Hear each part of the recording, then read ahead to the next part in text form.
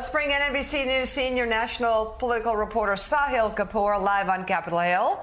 He's following some major deadlines coming up soon for Congress, including a government funding battle that is sparking new fears of a shutdown. Sahil, what's the latest?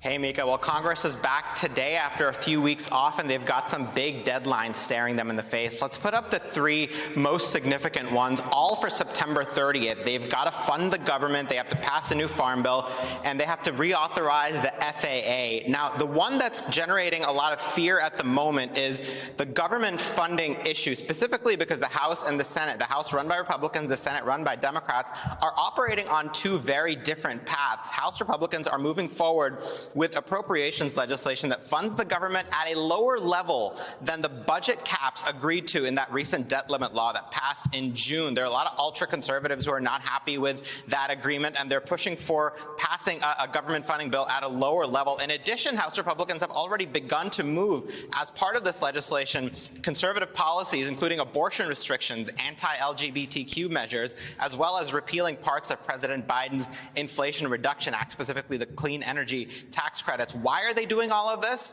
Let's put up what Congressman Chip Roy, one of those ultra-conservatives, said.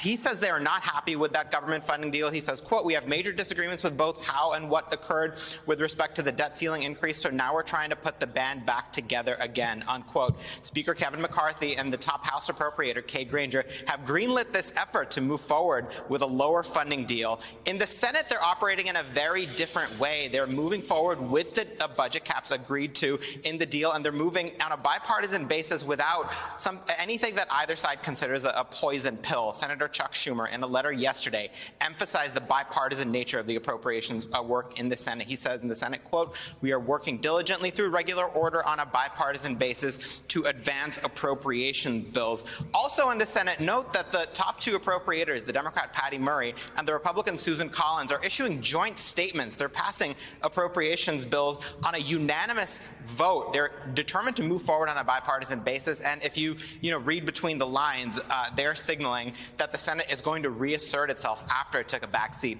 in the debt limit fight. One of these trains is going to have to swerve, guys, or we're headed for a crash, and we're headed for a shutdown at the end of September. NBC's Sahil Kapoor, thank you very much for your reporting. We appreciate it.